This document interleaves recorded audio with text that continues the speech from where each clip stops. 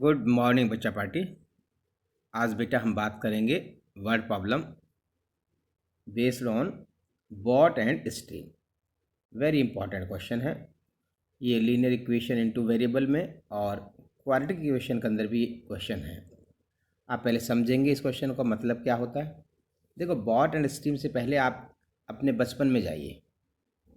आप जब बहुत छोटे थे, जब बचपन में आपने देखा होगा कि जब बरसात तेज़ आ गई है, पानी भर जाता है, तो हम क्या करते थे कि कागज़ की बॉट बनाया और हम पानी के अंदर छोड़ देते थे। पानी के अंदर जैसे ही हमने रखा बॉट को, तो क्या होता था, बॉट हमारी कुछ डिस्टेंस कवर कर लेती थी। क्या कोई बॉट के अंदर इंजन लगा हुआ था? नहीं लगा हुआ, फिर भी बॉट जा रही है।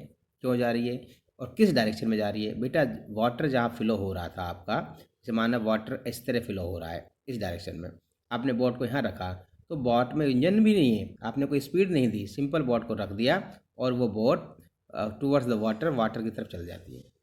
क्यों चली जाती है? उस बहाव की तरफ, जिधर बहाव बह रहा है पानी का, करंट का जिसे कहते हैं, स्ट्रीम का, उधर चलती है। क्यों? क्योंकि वाटर के अंदर कुछ स्पीड है और उस स्पीड की हेल्प से वो बोट काम करना शुरू कर देती है।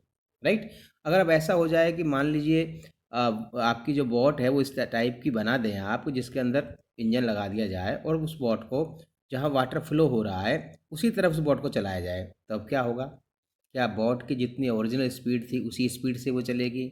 नहीं चलेगी, उससे तेज़ स्पीड चलेगी। क्यों? क्योंकि उसके अंदर क्या, देखो, पहले भी जब इंजन नहीं था तब भी बोट चल रही थी। अब इंजन लगा दिया, इसका मतलब उसमें कुछ मूवमेंट दिया, उसमें कुछ क्या कहते हैं, इसको इंक्रीज़ किया है, उसकी स्पीड उसके अंदर डाली हमने।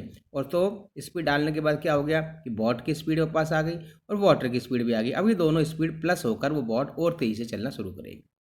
समझ में आ रहा है बेटा? पहले नहीं चल रही थी, पहले तो जितना वाटर की स्पीड था उसके हिसाब से कुछ इंजन नहीं था, लेकिन बाद में क्या किया हमने कि ऐसा बोट बनाया जिसका अंदर इंजन डाल रख दिया। और इंजन बनाने के बाद जैसे उसको चलाया बोट को, इंजन वाली बोट को, तो उसकी स्पीड इंक्रीज हो जाएगी। इसका दूसरा एग्जांपल, अब जैसे जिस इधर वाटर जा रहा है और इधर ही अपने बोट को इंजन लगा के चलाया, तो ये बोट की स्पीड आपकी जो पहले थी उससे, जो एक्चुअल बोट की स्पीड है उससे वो तेज़ चलेगी। कारण कि इसके अंदर आपके पास जो वाटर है उसका फ्लो हो रहा है, उसकी स्पीड और ये दोनों स्पीड ऐड हो जाएगी और इसकी स्पीड तेज़ हो जाएगी। अगर इसका दूसरा केस लिया जाए कि वाटर फ्लो ऐसे हो रहा है, बोट को ऐसे छोड़े हम आपको, ठीक है, इसमें ऐसी बोट जो चलती हो, इंजन लगा हुआ उसके अंदर, तो क्या होगा कि जिस स्पीड, जो स्पीड बोट की एक्चुअल थी, अब उसी स्पीड से ये नहीं जाएगी, क्योंकि ये वाटर इसको इधर तरफ ले जाएगा, बोट इधर ले जाएगा, तो एक्चुअल में जो बोट की स्पीड थी कुछ डाउन हो जाएगी। ठीक है, स्पीड कम हो जाएगी। क्लियर? इसे कहते हैं अप स्ट्रीम। और जो पहले वाला केस था वो क्या था? Down stream. तो तभी आपने देखा होगा कि जैसे डाउन स्ट्रीम होता है उसके अंदर सपोज करो बोट की स्पीड एक्स है और वाटर की स्पीड कितनी है? वाई है, तो दोनों ऐड हो जाती है, क्योंकि एक्चुअल अब वो उस स्पीड से नहीं चल रहा, जो जो बोट की स्पीड थी उसमें कुछ इंक्रीज, स्पीड इंक्रीज हो जाती है, और वो कितनी इंक्रीज होती है? जो वाटर की स्पीड थी। ऐसे ही आपका अंदर क्या होता है, यानी अगेंस्ट द वाटर में क्या हो गया कि एक्चुअल में जितनी बोट की स्पीड थी उससे कम स्पीड से अब चलती है वो, और वो कम कितनी हो जाएगी? जो वाटर की स्पीड थी, यानी कि एक्स माइनस वाई। इसलिए ये ध्यान रखना, डाउन स्पीड का मतलब होता है टूवर्ड्स द वाटर, टूवर्ड्स उसी दिशा में चलना, और आपका मतलब उसके अगेंस्ट चलना है, इसलिए अगेंस्ट में कम हो जाती है स्पीड और टूवर्ड्स में इंक्रीज हो जाती है। ठीक है बेटा? चलिए अब इस क्वेश्चन को करते हैं अपन। A boat goes 12 kilometre upstream and 40 kilometre downstream in 8 hour, और फुल स्टॉप लग गया। इसका मतलब एक स्टेटमेंट यहाँ से पूरा हो गया, यहाँ से आप एक इक्वेशन बन के आएगी। It can be go the 60 kilometre upstream and 32 kilometre downstream in the same time, यानी पहले वाले टाइम में ही।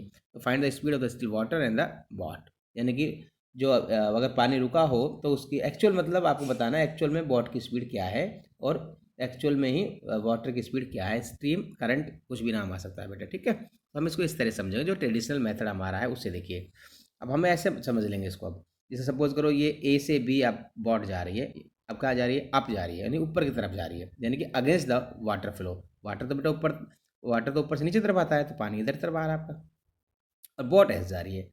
अब जो एक्चुअल बॉट स्पीड जो बॉट की होगी, माना एक्स किलोमीटर पर आवर है, उतनी स्पीड से ऊपर नहीं चढ़ेगा, कुछ कम हो जाएगा। कितना कम हो जाएगा? जितनी वाटर की थी, यानी एक्स माइनस वाई। अब स्ट्रीम में एक्स माइनस वाई। डाउन में क्या होगा बेटा? वाटर का फ्लो इधर है, बॉट भी ऐसे चल रही है, सेम स्पीड है। इसका मतलब स्पीड अब उसकी जो एक्चुअल स्पीड थी उससे वो ज़्यादा स्पीड से बॉट चलेगी, इसलिए उसे कहेंगे एक्स प्लस वाई, यानी कि इसे कहते हैं downstream speed of the boat. चलिए, है बॉट की स्पीड ही दोनों कंडीशन में।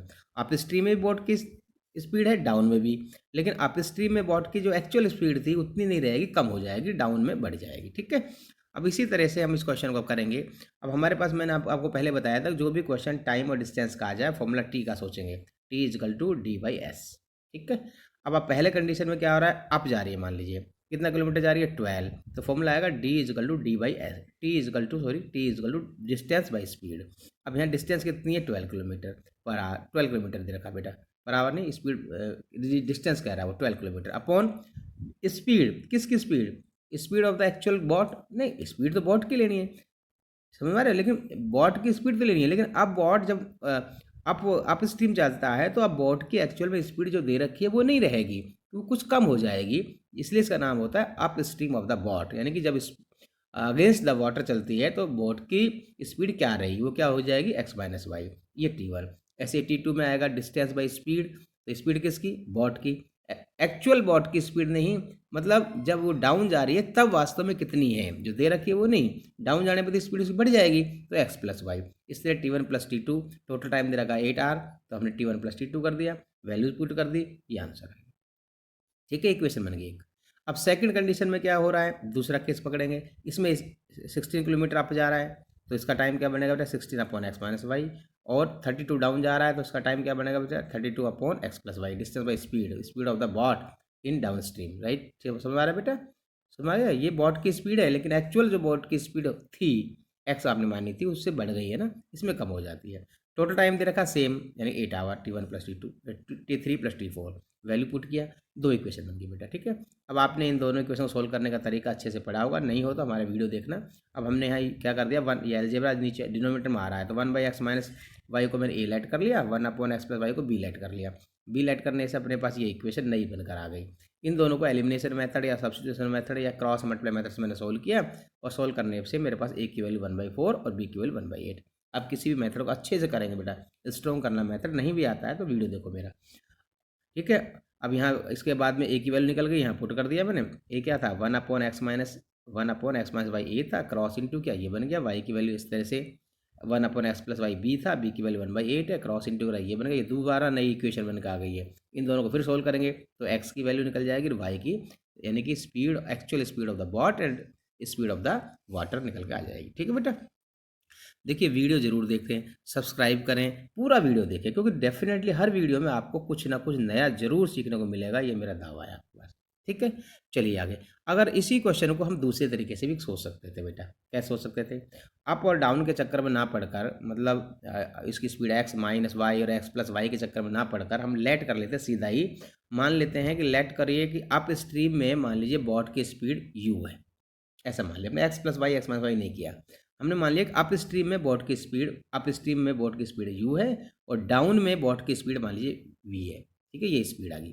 ठीक है, अब वही उस हिसाब से पहला केस था, 12 अप जाता है तो 12 अपॉन यू, यानी कि अप स्ट्रीम में स्पीड क्या है बोट की वो, plus 40 upon V, that is total time 8 हो जाएगा। सेम ऐसे ही सेकंड बनेगा 16/v, वही डिस्टेंस बाई स्पीड, लेकिन स्पीड क्या, upstream speed of the boat, plus 32 upon V, ये हो गया। अब ये दो इक्वेशन बन गया है, इन दोनों को आपको सोल्व करना आना चाहिए, एलिमिनेशन या सब्स्टिट्यूशन मेथड, किसी मेथड से भी, क्लियर है। ऐसा सोल्व करने पर आपके पास आंसर यू और वी आ गया, समझ आ रहा है बेटा। ये यू और वी क्या है, ये boat actual speed of the boat है, actual speed of the water नहीं आई है, ये अप स्ट्रीम आया है और ये डाउन स्ट्रीम स्पीड आया है बॉट की, ये बॉट की स्पीड दोनों। ठीक है, एक्चुअल स्पीड नहीं है, अप स्ट्रीम में ये स्पीड रही, उसकी डाउन में ये रही। अब हमें निकालनी है actual speed of the boat, जब एक्चुअल स्पीड ऑफ बॉट निकालनी है तो क्या करना है बेटा, दोनों को प्लस करके हमेशा हाफ कर देना, वो आपके पास actual speed of the boat in the still water आ जाएगा, 8 + 4 12, 12/2 कितना का 6 आ गया। ठीक है बेटा, और आपको स्ट्रीम की स्पीड निकालनी हो तो दोनों का डिफरेंस कर देना, डिफरेंस क्या करना है, डाउन में से आपको माइनस, क्योंकि डाउन में हमेशा तेज चलेगा तो बड़ी में छोटी को माइनस कर देना, 8 - 4/2 कितना आ जाएगा 6, 4/2 2 किलोमीटर पर आवर। इस तरह से भी क्वेश्चन को कर सकते हैं। ठीक है बेटा, चलिए, अगर ये क्वेश्चन कंपटीशन लेवल पर आता है तो बहुत आसान हो जाएगा, हम आपको बताएंगे कंपटीशन में कैसे क्वेश्चन करते हैं। ठीक है, नेक्स्ट क्वेश्चन देखिए, नेक्स्ट क्वेश्चन है अब मोटर बोट ये हमने क्वालिटी की क्वेश्चन लिया है, एक मोटर बोट है जिसकी स्पीड एक्चुअल में दे रखी है 20 kilometre per hour in still water, यानी कि एक्चुअल में स्पीड इसकी ये है। अब ये कह रहा है कि takes 1 hour more to go 48 kilometre upstream then to return down to the same point find. ये क्या मतलब कह रहा है? क्वेश्चन ये कह रहा है कि मान लीजिए बोट आपके ऊपर गई यानी 48 आवर, फिर यहाँ से नीचे आई, सॉरी 48 किलोमीटर, और सेम डिस्टेंस पे नीचे आई। तो ऐसा करने पर बोल रहे जाते टाइम उसको ज़्यादा टाइम लग रहा है 1 घंटा, और आते टाइम कम लग रहा है। वैसे देखो कुछ एक चीज़ तो कॉमन सेंस है। आप जब एसी स्पीड से जा रहे हो, यहाँ कोई स्पीड से जाएंगे तो आपको ज़्यादा टाइम लगेगा, और जब डाउन आते हैं तो डेफिनेटली आपकी स्पीड ऑटोमेटिक बढ़ जाती है, टाइम आपको कम लगता है। ठीक है, तो हमने कैसे किया, जैसे आप ट्रेडिशनल मेथड से करते हो। अब आप इसके पास क्या दे रखा बेटा, 20 kilometer actual speed of the boat दे रखी है। तो अब क्या करेंगे, स्ट्रीम की स्पीड नहीं दे रखी, मैंने एक्स लेट कर लिया। ठीक है, अब up stream of the boat, यानी बोट की एक्चुअल स्पीड तो 20 है, लेकिन वो अप जा रही है, अप का मतलब अगेंस्ट द वाटर जा रही है, तो एक्चुअल उसका इसका मतलब अप में उसकी स्पीड एक्चुअल 20 नहीं रही, कुछ कम हो जाएगी। कितनी कम हो जाएगी, जितनी वाटर की थी, तो माइनस कर देंगे 20 माइनस एक्स। डाउन में क्या होगा, डाउन में जब जाएगी बोट तो एक्चुअल में अब बोट की स्पीड क्या हो जाएगी, बढ़ जाएगी। कितनी बढ़ जाएगी, जितनी वाटर की थी, 20 प्लस एक्स कर दिया। ठीक है, क्लियर हो गया। अब क्या कह रहा है, अब आप अप जा रहा है 40 किलोमीटर, फिर डाउन ही 40 आ रहा है, तो पहले T1 निकाला, ये आएगा distance by speed 48 upon 20 minus x, और डाउन में सेम T2 इजकल टू 48 है अपॉन 20 प्लस एक्स आ जाएगा। ठीक है, अब आपको देखो 1 आवर का डिफरेंस दे रखा है। अब भाई 1 आवर का मतलब आपको ये पता है अप जाने ज़्यादा टाइम लगेगा, डाउन में कम लगता है, तो ये अप जा रहा है T1, ये इसका मतलब ये T1 की वैल्यू बड़ी आएगी, इसकी वैल्यू छोटी आएगी, तो दोनों का मैंने लिख दिया T1 कर दिया T2, और T1 माइनस T2 कितना आ गया बेटा 1 है, दोनों डिफरेंस दे रखा 1 आवर। अगर टोटल टाइम दे रखा हो तो T1 प्लस T2 लिख देंगे। दोनों मोर और लेस का मतलब डिफरेंस होता है बेटा, तो T1 माइनस T2 रख दे, ये वैल्यू पुट कर दी। पुट करने के बाद में अब यहाँ एलसीएम अभी नहीं लेना बेटा, कॉमन ले लेना चाहिए पहले। 48 मैंने कॉमन ले लिया, यहाँ बच जाएगा 1/दिस माइनस 1/दिस। अब इसका एलसीएम लेंगे, एलसीएम में कोई लफड़ा नहीं है सर।